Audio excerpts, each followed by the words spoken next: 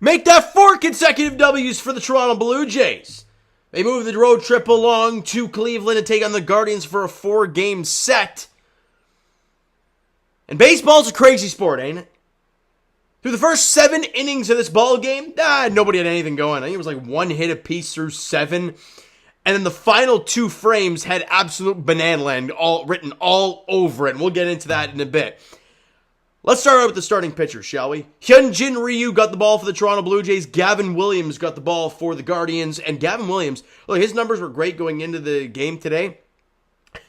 But then dude went 7 innings of 1 hit, 1 walk. I think he hit Danny Jansen, but struck out 12. He was remarkable all game long. And for the Blue Jays, Hyunjin Ryu went 4 innings, but would have gone out there a lot longer. The final out of that 4th inning was a line drive right off the inside of his knee. It looked pretty ugly. Somehow, dude found a way to make the play. Like, ran and got the ball, picked it up, fired to first, got the out to end the inning, and then crashed down to the ground, grabbing his knee. And every Blue Jay fan is like, no, this dude just came back from Tommy John surgery. This is his 2nd start. Please, please, please. With everyone holding their breath, he eventually walks off the field under his own power. Nobody's helping him, which is a good sign. We'll wait and see to see what the results say about Hyunjin Ryu's knee and how bad things are going to be and how long he'll be out, if at all. But he probably will for a short time at least. But going into that, he went 4 innings and didn't allow a single hit. He was no hits, 2 strikeouts, and a walk. A really good start for Hyunjin Ryu. And as I mentioned, nobody had anything going through 7. And you go to the top of the 8th inning. Dalton Varsho gets a single with 1 out. And we're like, oh, okay, we got a base runner. Good stuff. Cavan Biggio comes up. Enyel De Los Santos on the hill. Cavan Biggio gets 1 right down Broadway. Oh, he doesn't miss it. Drills it to right center field, and it's gone! 2-run shot for Cavan Biggio, and the Blue Jays got a 2-0 lead. Beautiful stuff. That's the 2nd time this year Cavan's come up with a massive home run late in a game for the Toronto Blue Jays, and it puts them up 2-0. You go out there for the bottom half of the 8th, and things get a little hairy. Tim Mesa comes on the mound, allows a single to score a run. Bo Naylor drives in 1 run, and it's a 2-1 ball game. They have runners in the corners now with only 1 out. This is not a good spot to be in if you're the Toronto Blue Jays. But Cavan Biggio, after doing what he did in the top half of the 8th, with 1 out, and a 1-2 count on Stephen Kwan, who doesn't strike out a whole lot, hits a ground ball to second.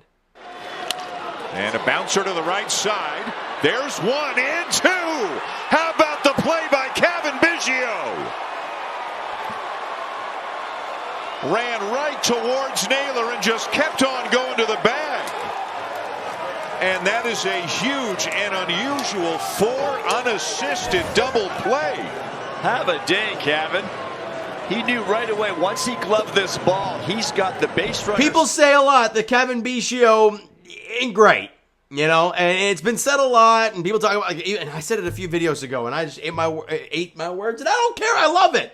I love it. Seeing the emotion from Cavan Biggio is phenomenal. The one thing I will always, always, always say about him, he is a smart player. He really is. Read that situation, Jays fans. Runners in the corners, 1 out. You have speed at home.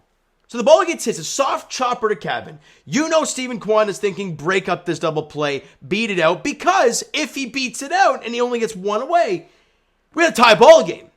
Because that run's going to score, and that's all she wrote. Cavan knows that as well. So he gets the ground ball and runs right at Bo Naylor. Makes him retreat. Tags him, as you saw, touches the base. Such a smart play from Cavan, because he's not going to have enough time to try and spin and fire to second and try and get a double play. You're not going to have time. He knew it. He made the smart decision and got the double play, and you love the emotion from Cavan, who's had a tough year, who, let's be honest, hasn't been an everyday guy, and you know, you have him up there against a guy with velocity, and things might not look too good, but he did a job. Top of the 8th inning, hitting the 2-run shot. Bottom of the 8th inning, doing a job. And converting the big-time double play to end this one. Huge job for Cavan. And the Blue Jays have a 2-1 lead going into the top of the 9th. In the top of the 9th, Brandon Belt leads off with a double, and you're like, okay, good stuff. Vladdy moves him over. Then Springer knocks one to right field for a base hit. In comes BB, and the Blue Jays have a 3-1 lead. They regain their 2-run advantage, and you're feeling good vibes. But then in the bottom of the ninth, Jordan Hicks goes out there, and things got a little hairy, didn't they? Right? He hits the first guy he sees, and every Jays fan's like, oh, God, I trust you, Jordan, but my God, force them to get a hit because their offense ain't great. The only guy who can really hit consistently is Jose Ramirez. And he singles to right field. Well, guy moves up. It's just first and second now. Nobody out. Oh, my gosh. Then ground ball to Vladdy. Gets the out at first. Both runners move up. And you're like, okay. You got two guys. The tying run is in scoring position now with only one out. This is scary. Fly ball to Whit Merrifield. Gets the one out. No run comes in to score. Phenomenal. Then a walk. And you're like, okay. Bases are now loaded with 2 out. Talk about stress. Chopper up the middle. Great play by Paul DeYoung on to first. Got him to end the ball game. They review it. He's obviously out. And the ball game is over. Whew. As I mentioned earlier, guys, the 7 innings, boring. Well, pitching performances. The rest of the game, absolutely the complete opposite. Just bananas everywhere. Crazy. Crazy, crazy, crazy. Let's get to these team stats, shall we? Look, it ain't pretty on the offensive end. A lot of 1-fers around the board. 5 hits total for the Blue Jays. 13 strikeouts, only walked once, but 12 of those were for Gavin Williams, the starting pitcher.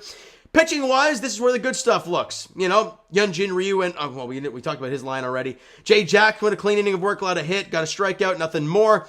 Genesis Cabrera continues to do incredible for this team. A clean inning of work, no base runners reached for him. Eric Swanson goes a clean inning of work, makes quick work of his inning, gets a couple strikeouts, good job there. Picks up the win, actually, does Eric Swanson. Jimmy Garcia went a third of an inning, allowed 2 hits, a run.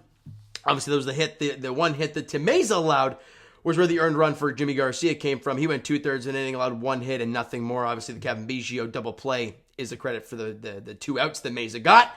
But it is what it is, and Jordan Hicks goes an inning, allows 1 hit, 1 walk, hits a guy, but picks up the save. His 10th on the season.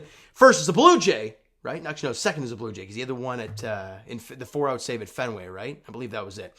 But more importantly for Blue Jay fans, they get the win. Win number 4 in a row, and for the first time this year, the Blue Jays are 14 games over the 500 mark. You love to see it, don't you? You just love to see it. When Seattle Mariners idle, the Jays pick up the win. They are now 3 games up on Seattle. With the Red Sox winning, the Jays stay 5 games up on the Sox. And the Yankees losing to the White Sox today with Garrett Cole on the hill. The Yankees are now 5.5 back of the Toronto Blue Jays. The Jays are doing a great job building this ground. You just got to keep going. Now, tomorrow's game is another 7:10 first pitch at Progressive Field in Cleveland. Yusei Kikuchi gets the ball for the Blue Jays. The utmost confidence in him. He has been spectacular recently. And with a lineup that's, let's be honest, not great in the Cleveland Guardians, you hope Yusei Kikuchi can deal yet again.